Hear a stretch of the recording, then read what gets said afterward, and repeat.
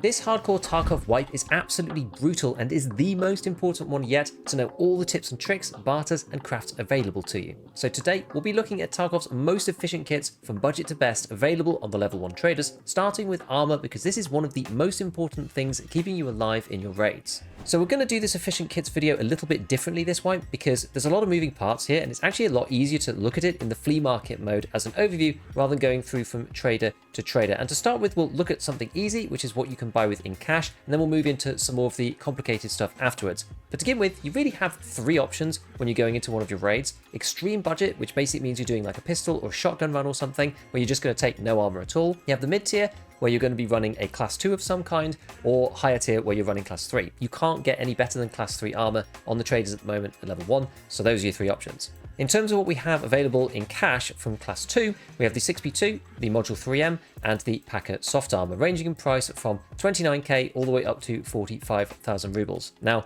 my gut instinct would be to go for the 6p2 body armor because they're all class 2 armor, and the difference between this one and the Packer is that you don't get sides on here, but sides don't matter that much except for if you get shotgun from the side. There's not that much extra damage that comes from the stomach these days, it's only an extra 5% across the body.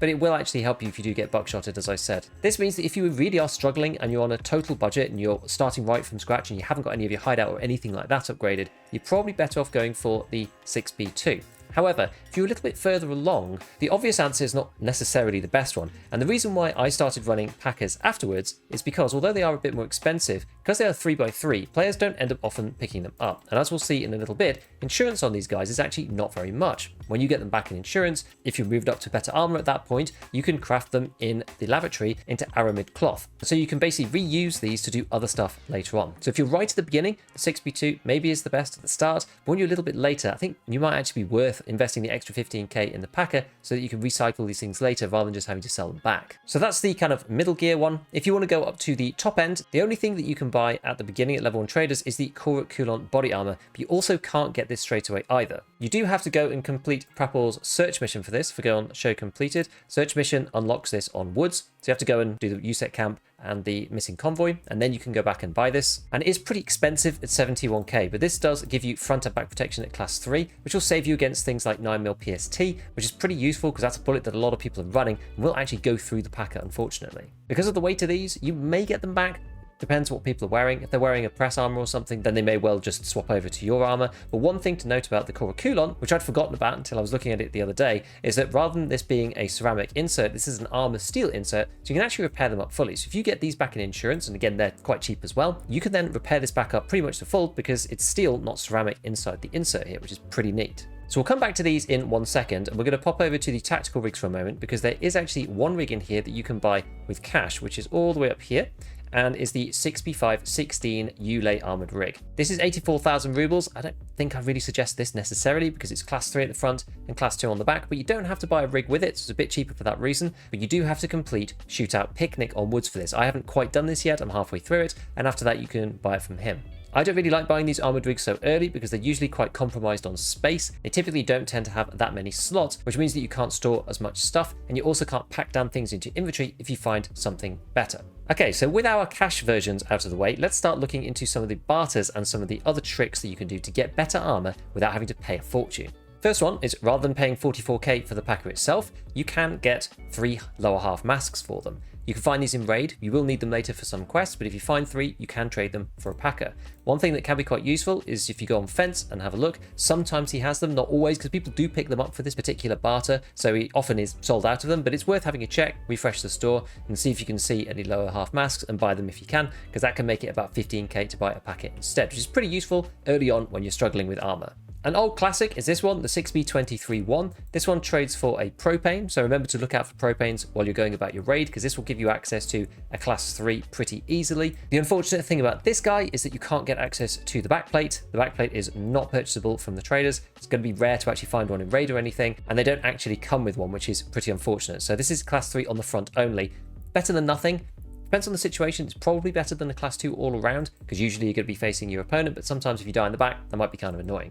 The next one, which is a little bit harder to find, is the Press Barter. So this one is a horse statue, one of these guys, and a pom-pom hat. From the rare items, the horse figurine is one of the easiest to find, so they are relatively frequently found in the raids. It's not like it's a lion or something, and the pom-pom hat can be found on scavs. It can alternatively be found on fence again. Usually he has some in here as well. So here we go, we've got some lower half masks that have just appeared, so I'm going to buy a couple of these. So you should look out in there as well for the pom-poms if you do have a horse, so you can then go and trade that for the press armor if you want to. Now the press armor is pretty good because it's got class 3 front plate in here, and it also has a back plate too, which is nice. You can't buy these Western back plates because this is one of the sappy style, and you can't buy any of these at level 1 at all. So this is quite neat to get this in this particular barter.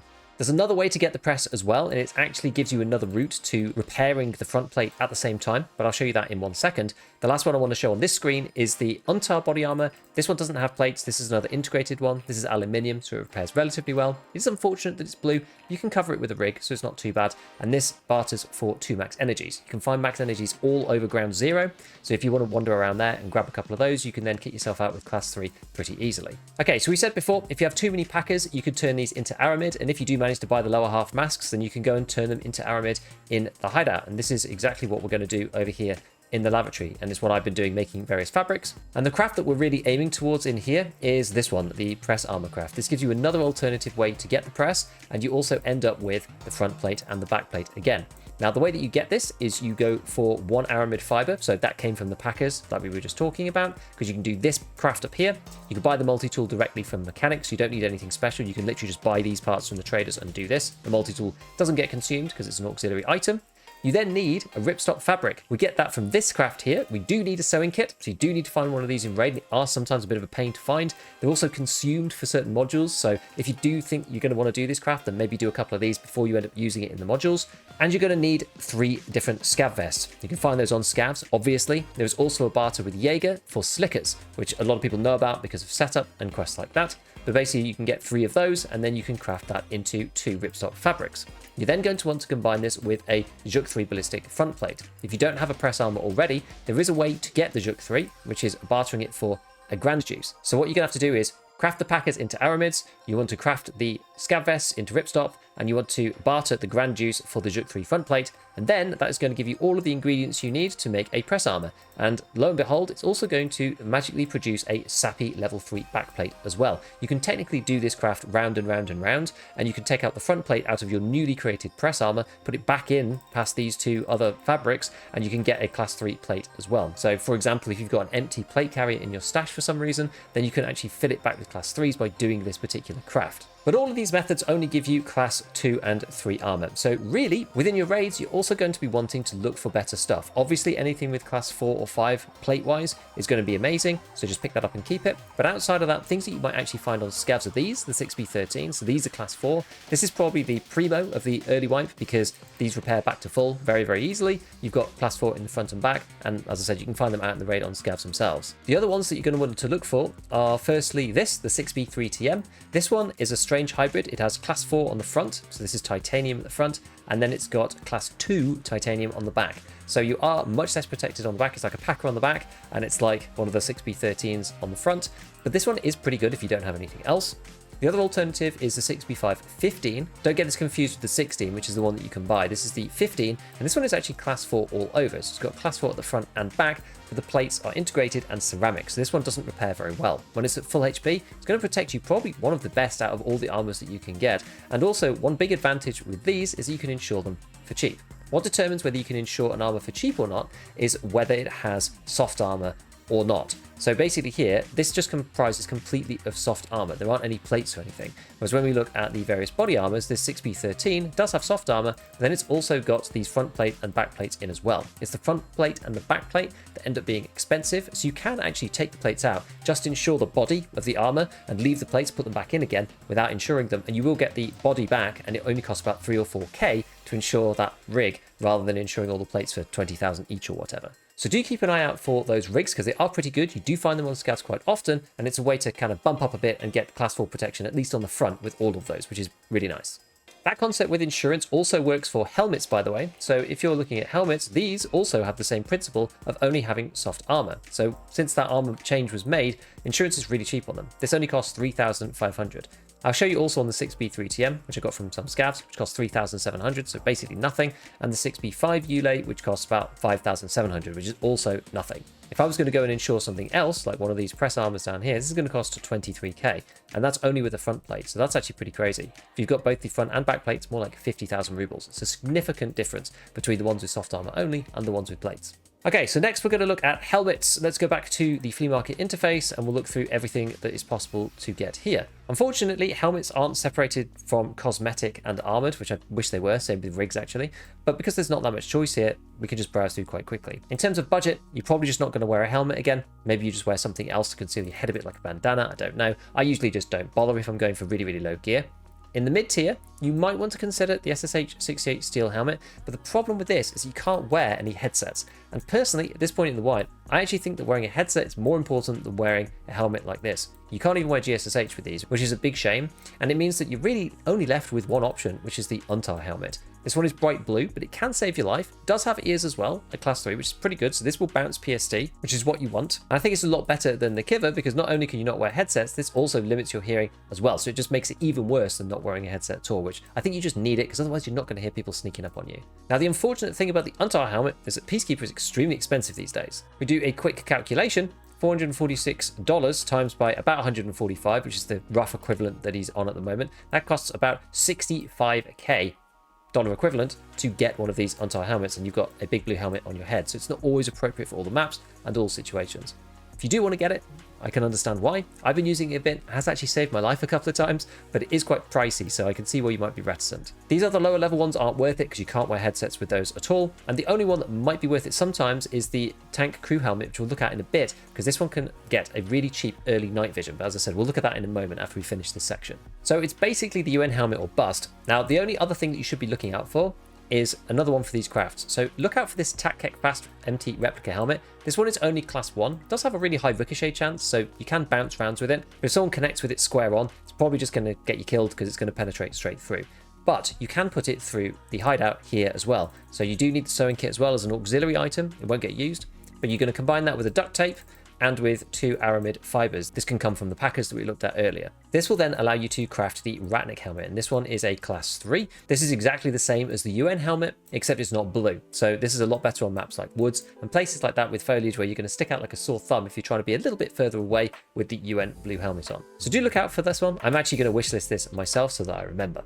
Okay, we're going to stick with the theme of heads, and we're going to look at headsets in 1 second. But before we do that, I did promise you that we would look at the tank helmet. And the reason why the tank helmet is interesting is because it can equip these, the PNV 57E night vision goggles, and they're actually really cheap. You find Apollo 6 everywhere, and these only barter for 2 of them, so it really isn't that much at all. I bartered for some of these earlier, and if you go and buy yourself a tank helmet, you can see that this is going to equip on there like this.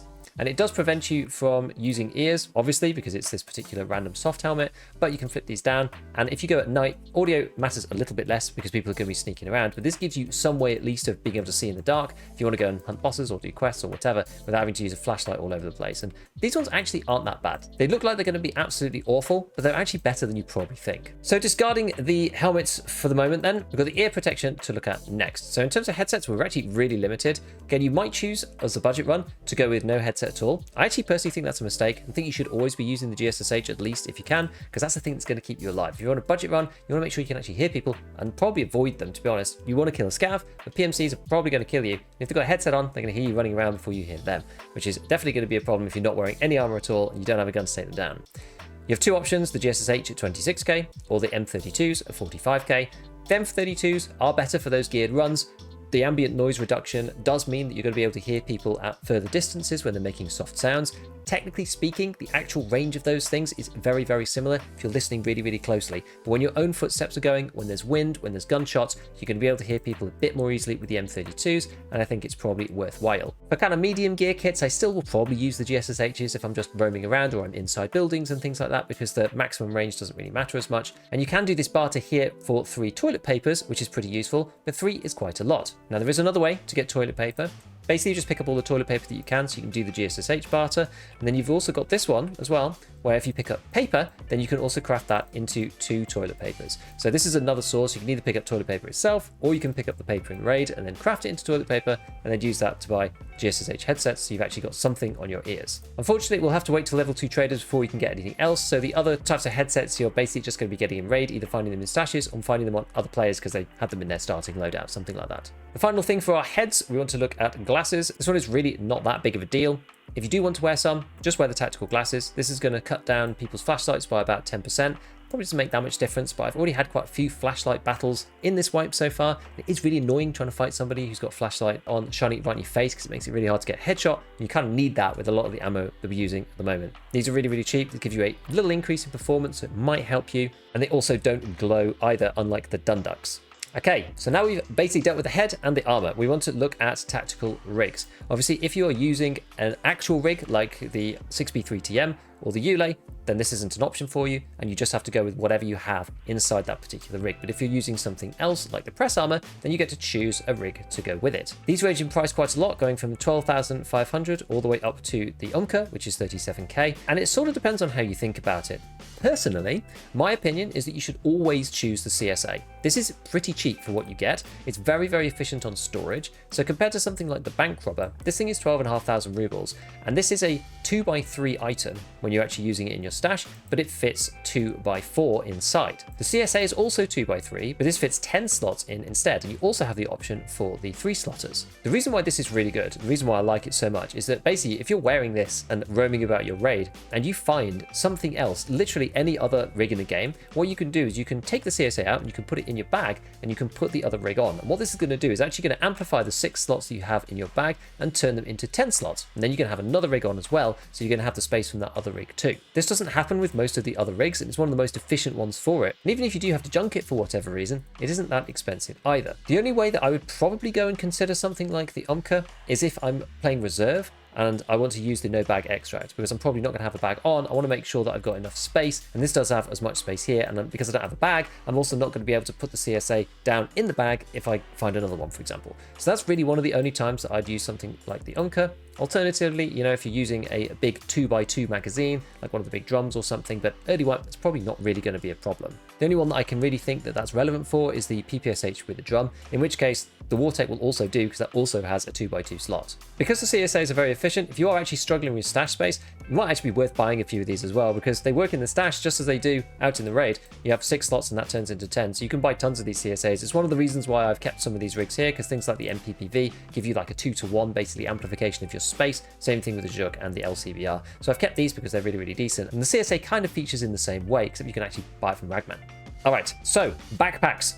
I've got the MBSS on here. The MBSS is pretty much the only backpack that you really want to get from the traders. This thing barters for 1 hard drive from Peacekeeper, so you want to keep those from computers if you can. The rest of them, they basically kind of suck. You have all of these awful ones here. The VKBO actually takes up more space than you have inside. The tactical sling bag is just really tiny on this 6 slotter, and if you're really struggling, then yeah, the transformer bag is probably the best one with 9 slots, but it really isn't that great. You're going to have to go into raid and try and find these things. And there is no shame in having a big backpack stack like this to make sure that you've got enough. Obviously, these only let you go down to 7 now, BSG have put that in place now so that you can't stack bags more than 7 deep, but usually that's fine, and just make 2 stacks if you really need to. There is one other alternative, which is in the lavatory, so make sure you keep some of these items. This is the Kajura again, we talked about that before. Kajura is easy to get from the sling bags, and then you're going to combine that with the insulating tape, and you can make a scav backpack. So if you're struggling, you don't have enough big backpacks like the day packs or the Burkuts, you can make a scav backpack in the lavatory once you get it to level 1 using a blue tape and this Kajura, which you can also make in the lavatory. So it's only really the blue tape that you need to find. So in terms of what we need to actually take with us, this is kind of the minimum in terms of meds that you can get away with. You need something to deal with light bleeds, something to deal with heavy bleeds, something to deal with healing, something to deal with painkillers, and something to deal with a break. There is an argument if you're on a small map like Factory that you don't technically need a splint because you can just avoid the problems of a break using the painkillers. These are pretty short acting though. They're only for 80 seconds, so you know you have to kind of haul it if you're going to be using these, and make sure you're not in a big extended firefight. This can also work on Ground Zero as well, because that map is also small enough to make it work. But typically this is the minimum that you can really get away with. One huge bonus now is that you can put both the CMS and the Serve 12 kit in the special slot. It only fits into the very first slot for some reason. I don't know why it only fits into that and not the others. I guess so you can't stack up like 3 CMSs or whatever. And if you do have one of these CMSs in here, that means that you can technically get away without painkillers if you want, but with a splint, because it means that you can heal up a limb and then fix a break without having to use painkillers to get out of a raid. The Serve 12 gives you even more options because this thing technically can actually remove fractures, so you actually don't need to take a splint with you at all if you've got a Serve 12 kit. You do have to remember and bear in mind that the use time on this thing is 20 seconds, which is a really, really long time. Splint is only 5, so it's 4 times the amount of time using the Serve 12, and these uses are really quite precious at this point in the wipe because you can't get the Serve 12 kit from anywhere. You can craft the CMS in the med station like we'll see in a moment, but the Serve 12 kit you can't get from anywhere right now. So this thing is pretty much for me reserved in this slot, and I use it when I'm basically in a life or death situation. Once I've got a few more extra bits, often what I will do is I will end up swapping up to a car first aid kit or a Soleil or something. I'll take the cheese away and I'll actually just take the bandage away too, because these guys have got the ability to heal up light bleeds for only 50 HP. And then what I'll do is just make sure that I've got my heavy bleed item. I'll hotkey them on the same hotkey with 5. So go and watch the hotkeys video that I've done previously if you don't know how to do this. And then you don't have to deal with bandages as well. Occasionally I will actually take them too, just to save a bit of the durability on the car kit. And once you do a couple of tasks with therapists, you can actually go and buy them from her for 20,000 rubles, which actually isn't that bad. There are a couple of barters for these meds, but we'll look at those in a moment. So in terms of the special slots, at the moment, we've obviously got a Serve 12 or a CMS in there. There's a big change this wipe. It has made a big difference.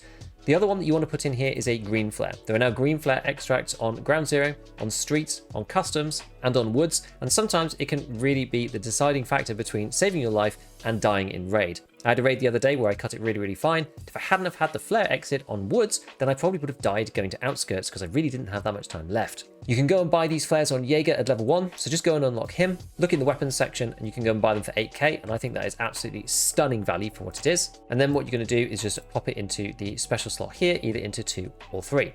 If you don't have Jaeger yet and you're desperate to get one, just make sure you're checking the Mira Avenue extract on ground zero, because the body there has a green flare every single time. There's only one, so the first person who gets there gets to take it, but because it goes in your special slot, you can run up to the body, you can open it up, you can grab the green flare out and stick it straight in your special slot, and if you die afterwards, then you get to keep it regardless, because it's a bit like a secure container. Even better is if you then extract out of a different extract and you don't use the flare extract on ground zero, then that means that you can use the green flare elsewhere. Once you can buy them from Jaeger, that's not a problem anymore, so you just want to keep a green flare with you at all times, even on ground zero, because sometimes people will get to the extract before you and use the flare, and you'll be left having to traipse to one of the other extracts if you don't have one. So just make sure you take it even on ground zero once you have the ability to do so. So with the secure container, usually I put a section in here about the secure container, but this one, you can't put basically anything in it. You can't put any ammo in it, you can't put any guns in it, you can't put any helmets in it, you can't put any meds in it. So there's not actually a great deal of stuff that you can put in here. Typically, what most people are doing is filling this with hideout items when you actually get into raid. So obviously put some stuff in that you actually need. If you find anything, like make sure you wish list the things that you want, and then you can keep them in the gamma or your alpha, and then you can go back to the hideout and use those to build some modules, which gives you a little bit of permanent progression, which is a nice feeling.